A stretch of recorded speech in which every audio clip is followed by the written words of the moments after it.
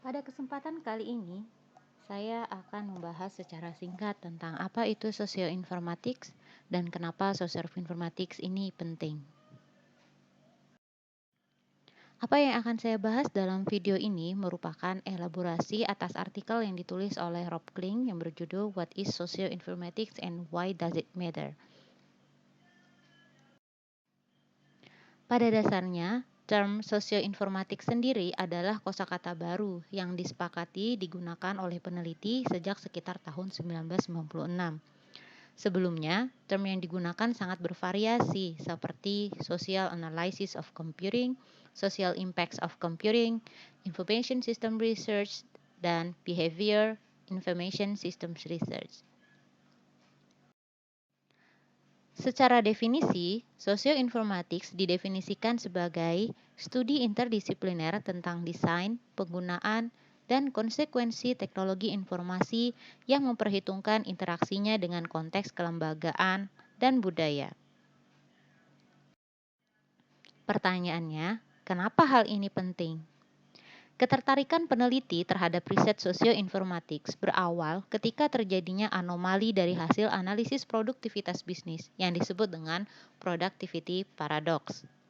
Productivity paradox atau disebut juga dengan computer paradox adalah ketika jumlah investasi IT yang semakin meningkat setiap tahunnya ternyata berbanding terbalik dengan produktivitas yang dihasilkan secara statistik. Hal ini yang kemudian mengusik rasa ingin tahu para peneliti atas apa yang sebenarnya terjadi. Riset demi riset pun dilakukan dan dipaparkan secara gamblang di dalam artikel Rob Kling tadi, yang pada akhirnya menimbulkan kesimpulan bahwa kesuksesan organisasi dalam penerapan teknologi tidak hanya bergantung pada aspek teknologi saja, tetapi juga aspek sosial yang lain. Pada tahun 1970 sampai 1980-an, perhatian riset berfokus pada productivity paradox tadi. Riset-riset sosioinformatics lebih banyak berfokus pada organisasi.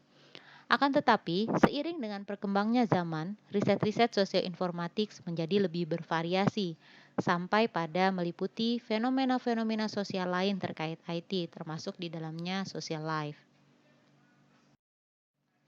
Pada dasarnya, tujuan riset sosioinformatics bertujuan untuk memahami masalah dengan cara membantu meningkatkan kemampuan kerja dan desain sistem dan layanan informasi, baik untuk karyawan maupun masyarakat. Sosioinformatics juga menginvestigasi fenomena-fenomena lain yang muncul sebagai dampak dari penggunaan teknologi informasi, seperti contohnya bagaimana orang-orang membangun kepercayaan ketika bekerja secara virtual, atau penelitian tentang analisis faktor yang mendukung user dalam menggunakan media elektronik.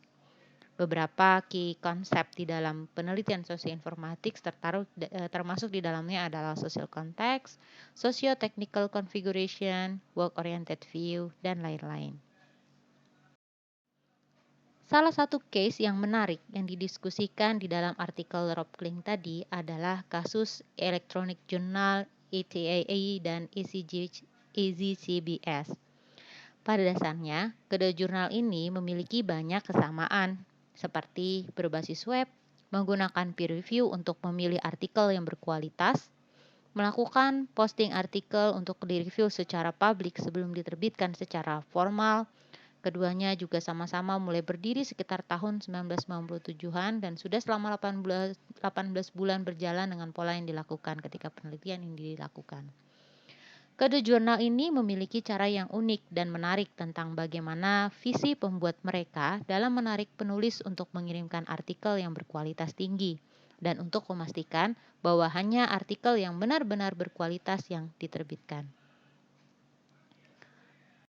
Saya akan memaparkan bagaimana ETAI bekerja.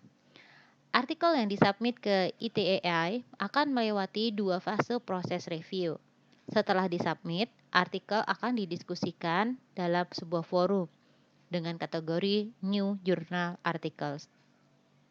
Setelah melewati kurang lebih 3 bulan waktu diskusi dan setelah revisi dilakukan oleh penulis, artikel akan direview oleh ETAI menggunakan peer review dengan kriteria khusus yang dimiliki oleh ETAI. Fase kedua ini diharapkan bisa lebih singkat karena sudah melewati proses pertama tadi.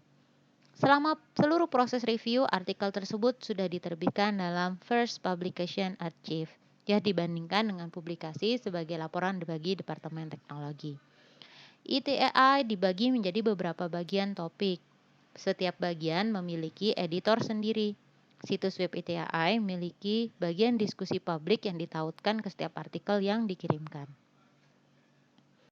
Pada EasyCBS, alih-alih menggunakan sistem peer review yang tersembunyi, EasyCBS menggunakan vote interaktif, di mana mereka dapat memiliki komentar dan saran di post secara bersamaan dengan artikel yang disubmit.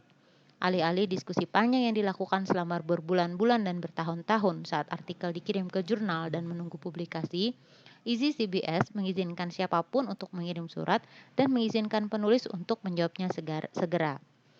Alih-alih menggunakan layout designer, EasyCBS menggunakan perangkat lunak pemformatan otomatis yang mengubah dokumen simple ASCII menjadi HTML. Sistem mendukung ilustrasi grafis dan secara otomatis memasukkannya ke dalam teks. Hypertext juga dimasukkan ke dalam artikel. Nadasdi berusaha merancang sistem otonom yang dapat berjalan sendiri setelah diprogram. Itu akan bergantung pada pembaca untuk menjadi pengawas dan tidak bergantung pada dewan editorial. Dia merancang dengan tujuan agar EasyCBS dapat mengontrol dirinya sendiri berdasarkan aturan-aturan logis yang sudah didefinisikan sebelumnya. Dia mengembangkan perangkat lunak untuk secara otomatis membuat halaman web dengan grafik untuk setiap artikel yang dikirimkan, sehingga tidak ada aktivitas editorial manusia yang diperlukan untuk memposting artikel. EasyCBS menggunakan prosedur penerimaan 2 tingkat untuk membuat review otomatis dan memungkinkan pembaca untuk mengontrol status acceptance pada akhirnya, review, status, dan archive status. Makalah dalam status review dievaluasi oleh pembaca. Sistem bobot akan melakukan pengendalian skor yang diberikan oleh pembaca dengan kategori yang berbeda. Skor tersebut ditransfer ke database yang akan dirata-ratakan pada akhir bulan, dan status akhir makalah akan diputuskan berdasarkan skor. Artikel yang menerima skor rata-rata tertentu atau lebih tinggi akan ditransfer ke arsip makalah yang diterima. Makalah yang tidak menerima skor rata-rata minimal akan ditolak. Bagaimana hasilnya? Apakah EasyCBS lebih unggul karena menggunakan teknologi yang lebih complicated? Ternyata tidak. Hasil akhirnya sangat mengejutkan karena pada akhirnya ITAI yang mengutamakan interaksi sosial di dalamnya jauh mengungguli EasyCBS dari aspek sustainability. EasyCBS mengalami kesulitan dalam mendapatkan artikel. Ini hanya merupakan salah satu contoh kasus yang dibahas di dalam artikel tadi, yang menunjukkan bahwa aspek teknologi bukan merupakan satu-satunya aspek yang sangat penting. Penelitian sosial informatics. Di manakah posisi kita sekarang terkait dalam penelitian sosioinformatics? Kita berada di zaman ketika teknologi menjadi unsur yang tidak terpisahkan dari kehidupan. Tren teknologi ke depan seperti Internet of Things, cloud computing, smart city, dan perkembangan teknologi yang lainnya tentu akan sangat menarik jika dilihat dari kacamata sosioinformatics. Artinya, peluang riset terkait sosioinformatics masih sangat besar. Penelitian sosioinformatics dilakukan dalam beberapa disiplin ilmu yang berbeda, khususnya di beberapa ilmu sosial, information science, computer science, dan sistem informasi atau information system. Bagi yang merasa tertarik dengan bidang riset sosioinformatics, dapat mengeksplorasi beberapa jurnal berikut yang pernah menerbitkan artikel terkait sosioinformatics, seperti The Information Society, Information System Research, Journal of Communication, Journal of Computer Mediated Communication, Journal of the American Society of Information Science. Demikian review singkat tentang apa itu sosioinformatics dan kenapa itu penting. Semoga bermanfaat.